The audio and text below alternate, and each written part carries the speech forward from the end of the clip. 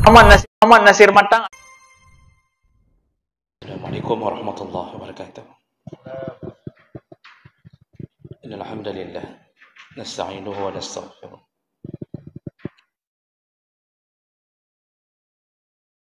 Wa min sayyiati a'malina may yahdihillahu fala mudilla lahu wa may yudlil fala hadiya lahu. Asyhadu an la ilaha illallah wahdahu la syarika lahu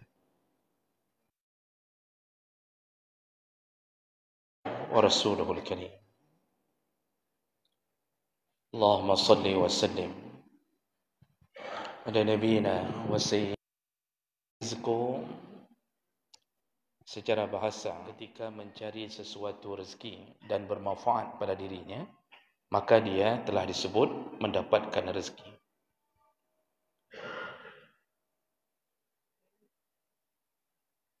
Dan kemudian mencari sesuatu tapi bukan untuk dirinya, bukan untuk bermanfaat dirinya, tapi dia ingin kita mencari nafkah. Lalu nafkah itu kita tabung untuk kita berikan kepada keluarga, maka kita dapatkan pahala. Namun lalu makna yang kedua, juga para ulama menyebutkan rezeki itu ismun lima fayakulu, yaitu sesuatu yang Allah berikan kepada seluruh hewan untuk dimakan, maka itu pun disebut rezeki untuk para hewan. Tidak peduli mau halal mau haram. Baik. Berikutnya dalam Al-Quran makna. Dan di sini kita tahu bahawa rezeki itu ternyata punya banyak makna.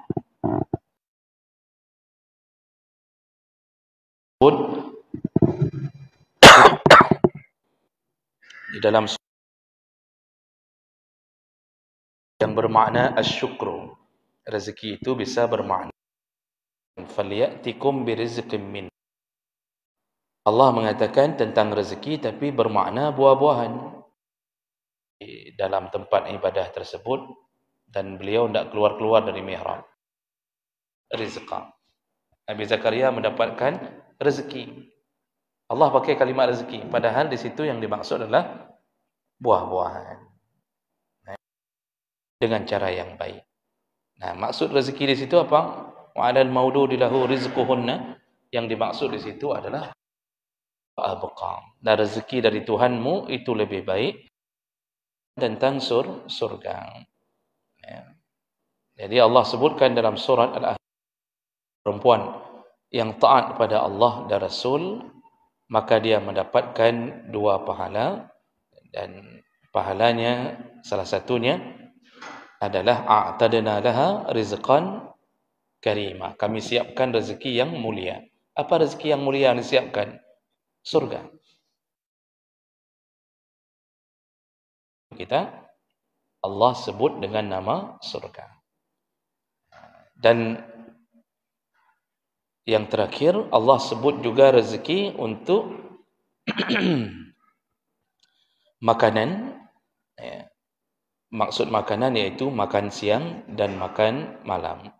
Dan ini disebut oleh Allah dalam surat Maryam ayat 62, wa lahum rizquhum fiha bukratan wa ashiya. Kami berikan rezeki untuk mereka di siang dan malam. Artinya makan siang dan makan malam. Ini yang disebut oleh para ahli tafsir. Nah, jemaah berkat Allah, dari situ kita tahu bahawa ternyata rezeki itu luas sekali. Harta. Ternyata rezeki itu berdasarkan ayat-ayat itu mengalami perluasan makna, dan itu nanti menunjukkan tentang yang diberikan oleh Allah Subhanahu wa taala. Nanti kita akan perdalam waktu kita menyebutkan bentuk-bentuk rezeki.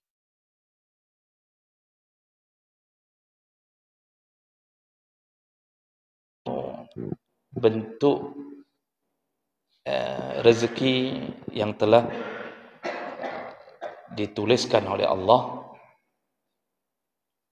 dalam. Jadi rezeki dari Allah Subhanahu wa taala itu ada karakteristiknya. Ada sifat-sifat keistimewaannya. Apa dia? Yang pertama yang harus kita fahami benar. Ar-rizqu maktubun li sahibihi qabla maulidih. Rezeki itu sudah ditetapkan oleh Allah kepada pemiliknya sebelum orang itu dilahirkan. Nah, jadi rezeki itu telah ditetapkan sebelum orang itu dilahirkan. Nah, dan itu terbukti dari hadis dari Abdullah bin Mas'ud radhiyallahu anhu. Rasulullah sallallahu alaihi wasallam berkata, Inna ahadakum yujma' khalqu fi batni ummihi 40 yawman. Jadi kata Rasulullah, setiap kalian itu telah dibentuk oleh Allah di dalam 40 hari. Summa yakunu fi zalika 'alaqah. Lalu dia menjadi segumpal darah. Dia termasuk golongan yang bahagia. Jadi 4 perkara ini, gemekan. Para ulama itu, imam-imam mujtahid itu, mereka jualan. Tapi ketika dan rezeki sudah ditentukan. Hari ini orang tidak mau keluar dari kerja. Padahal dia tahu yang memberi rezeki adalah Allah. Sekarang kita kerja di satu perusahaan. Pimpinan manggil. Orang yang ketika dipanggil Allah menghadap. Tidak menghadap dia. Dia teruskan cari rezeki. Padahal yang kasih rezeki Allah. Dipecat atau tidak? Dipecat. Dipecat dari apa? Dari keberkahan hidupnya. Makanya dia sibuk sendiri. Orang lain tenang hatinya, rezeki dapat, cukup untuk seluruhnya. Dia enggak tenang. Kenapa? Dia tidak pernah menghadap. Padahal tutup sebentar, insya Allah aman. Rezeki itu berkah. Yang rezeki tidak berkurang. Tidak berkurang. Sebentar. Oh, dapat gaji 13. Lalu kena tunjang. Lalu kemudian macam-macam dapat kelebihan, Pak. Itu tidak melebihi dari kuota yang telah ditetapkan. Ubi naik je dah kerja. Nyangkanya kuota yang telah ditetapkan. Maka jangan habis-habisan hidup hanya untuk mencari rezeki. Wa ma khalaqtul jinna wal insa illa liya'budun. Aku tidak ciptakan jin dan manusia kecuali hanya untuk menyembah. Di sinilah bedanya orang yang akan mendapat keberkahan rezekinya dengan yang tidak mendapatnya. Makanya rezeki itu ya, keistimewaannya dia telah ditentukan. Yang kedua,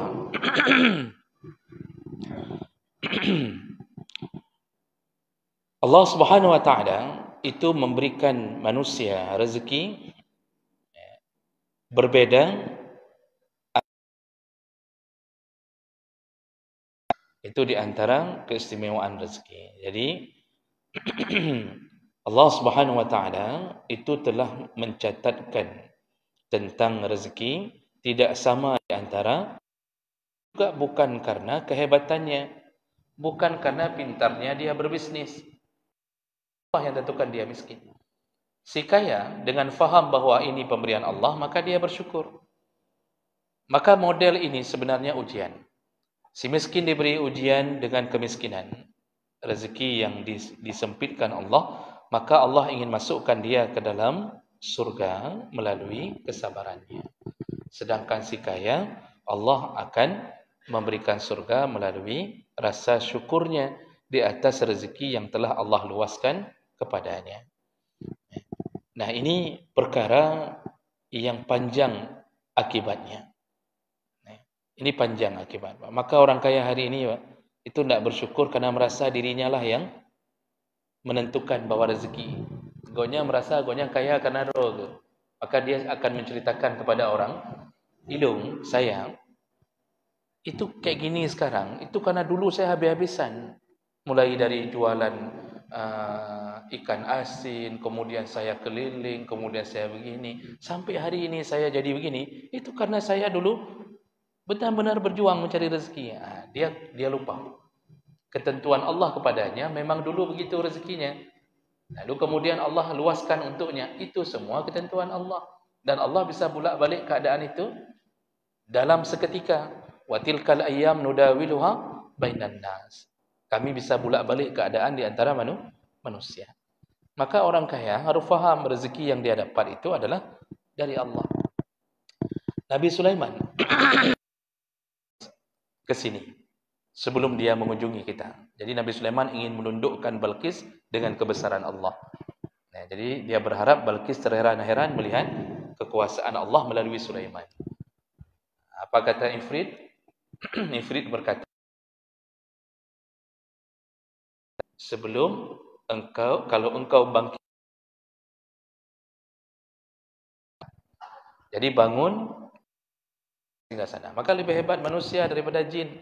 Manusia ini kalau diberi engkau luar biasa. Adakah begitu? Tidak. Silakan baca ayatnya. Nabi Sulaiman mengatakan, "Hadza min fadli Rabbi."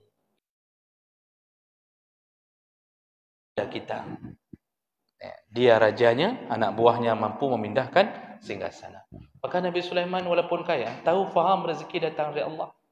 Sedikit saja dia merasa kehilangan Allah gara-gara terpedaya dengan rezeki, maka dia segera menyadarinya. Dulu Nabi Sulaiman naik kuda. Kudanya luar biasa indah. Dalam hadis Nabi disebutkan, dalam tafsir disebutkan, dalam ayat surah An-Naml juga. Dan kemudian kuda-kuda itu ternyata membuat Nabi Sulaiman merasa lupa, sehingga dia sore itu memandikan kudanya sampai tinggal sembahyang asar. Lalu kemudian dia merasa bersedih, dia merasa bahwa kudanya telah melalaikannya. Apa yang dilakukan, Pak? Disembelihlah kudanya karena gara-gara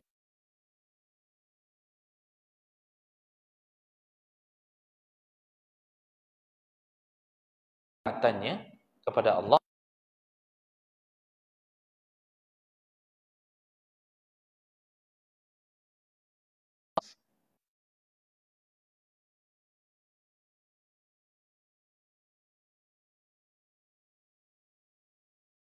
Diberi rezeki, semakin faham siapa pemberi rezeki, maka semakin besar pemberian Allah kepada kita. Nah, jadi semakin banyak syukur, la in syakartum la azidanna.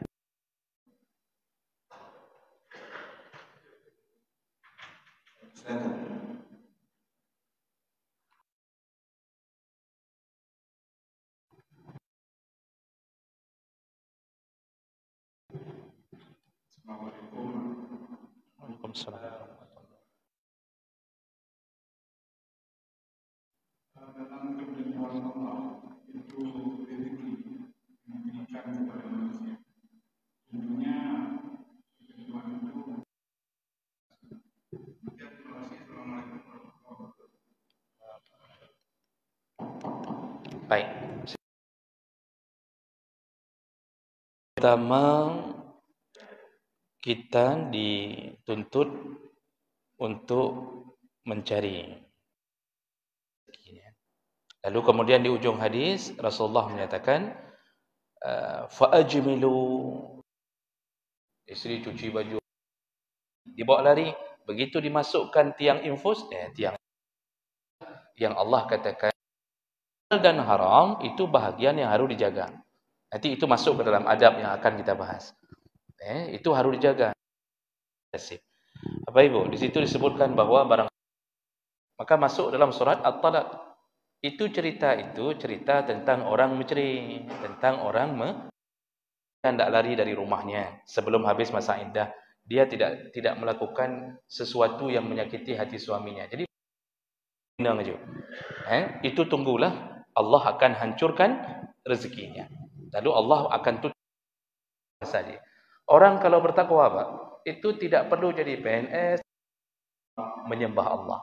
Maka karakter ini, Pak, coba lihat kehidupan orang-orang yang alim, orang-orang yang saleh. Kita putus-putusnya, ada saja yang menghantarkannya. Kadang-kadang rezeki itu bentuknya kesehatan. Orang kaya ada durian, antar ini ada 1 ton, antar. Oh, Masya Allah Pak Guru. Walaupun hari ini saya belum pernah merasakan. Ada yang keluar karena takwa, ada yang keluar karena syukur, ada yang keluar karena usaha. Yang paling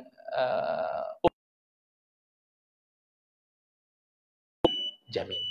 Nah, itu contoh ketakwaan. Maka makin dekat dengan Allah, makin Muhammad Nasir Matang atau Maulizul Akbar. Nyandro